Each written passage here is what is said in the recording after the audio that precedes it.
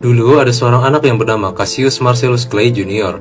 Dia lahir pada tanggal 17 Januari 1942 di Louisville, Kentucky, Amerika Serikat. Ayahnya merupakan seorang pelukis papan reklame dan ibunya merupakan pembantu rumah tangga. Hidup dari keluarga yang biasa saja dan serba pas-pasan membuatnya harus berjuang keras. Di umur 12 tahun, sepedanya dicuri. Dia kemudian melaporkan kejadian ini kepada polisi. Polisi tersebut bernama Joy Martin. Clay mengatakan bahwa dia ingin memukuli pencurinya jika berhasil ditemukan. Ternyata takdir mempertemukan mereka untuk alasan yang lain. Polisi tersebut ternyata juga bekerja sebagai pelatih tinju saat itu. Melihat antusiasme dan semangat dari Clay, dia mengajaknya untuk berlatih bertinju untuk bela diri. Clay kemudian berlatih dengan keras bersama Joy Martin. Ternyata dia merupakan petarung yang hebat. Dia kemudian juga mulai bertarung dengan beberapa petinju amatir kala itu sebagai latihan. Di umur 14 tahun, Clay mulai masuk menjadi petinju amatir. Dan ternyata Clay memang memiliki bakat. Dia memiliki kecepatan serta pukulan yang tajam. Dia terus berlatih untuk mengasah kemampuannya. Karena kehebatannya dalam bertinju di liga amatir, Clay dapat dijuluki sebagai petinju amatir terhebat saat itu. Akhirnya Amerika memutuskan untuk mengikutkannya dalam Olimpiade. Saat itu dia berumur 18 tahun dan sangat mendominasi dalam Olimpiade tersebut. Akhirnya dia berhasil memenangkan medali emas dalam kelas light heavyweight setelah berhasil mengalahkan petinju asal Polandia di Summer Olympics pada tahun 1960. Saat pulang, dia mengenakan medali itu untuk makan di kota, namun tidak dilayani bahkan diusir karena dia hitam. Dia akhirnya kecewa dan ingin mengubah dunia. Setelah memenangkan medali emas, dia kemudian menjadi petinju profesional pada tanggal 29 Oktober 1960. Di tahun 1960 inilah, Clay mendapatkan kontrak dan sponsor yang lebih memadai. Dia kemudian pindah ke Florida dan berlatih dengan pelatih bernama Angelo Dundee. Salah satu momen penentu karirnya adalah saat melawan Sonny Liston di tahun 1964 untuk memperebutkan juara dalam kelas heavyweight. Sonny Liston sendiri merupakan juara dunia heavyweight dengan rekor 35 menang dan hanya 1 kali kalah.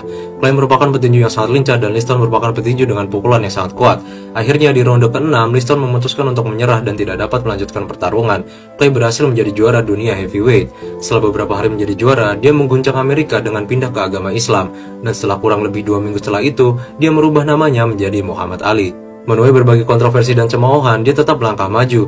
Dia berhasil mempertahankan gelar juaranya sebanyak 8 kali, dan gaya bertarungnya kemudian dikenal dengan kalimat "Fly like a butterfly, sting like a bee". Di tahun 1967, dia kalah di pengadilan dan harus masuk penjara karena menolak untuk ikut dalam perang Vietnam.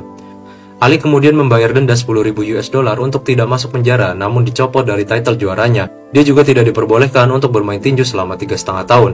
Selama itulah, dia kemudian mengasah kemampuan berpolitiknya. Dia menjadi public figure yang mengangkat isu sosial seperti rasisme dan agama untuk perdamaian serta kesetaraan hak di Amerika. Di tahun 1971, dia kembali bertanding. Salah satu pertandingan hebatnya adalah saat melawan Joe Frazier. Setelah 15 ronde pertandingan yang sengit, Ali kalah melawan Joe dan berkata bahwa dia menerima pukulan yang setara dengan 6 pertandingan saat melawan Joe. Setelah kekalahannya, Ali mengasingkan diri ke pedesaan dan berlatih dengan lebih keras lagi. Dia kemudian memenangkan beberapa pertandingan besar dan berhasil mengalahkan Joe dalam salah satu ajang rematch meskipun bukan ajang perebutan juara. Pada 30 Oktober 1974, dia kemudian bertarung melawan juara kala itu bernama George Foreman. Ali berhasil memenangkan pertarungan sengit ini di ronde ke-8. Dia akhirnya kembali menjadi juara dunia. Dia kemudian berhasil mempertahankan title juaranya selama 3 kali. Pertarungan paling hebat sepanjang masa terjadi kembali melawan Joe Frazier.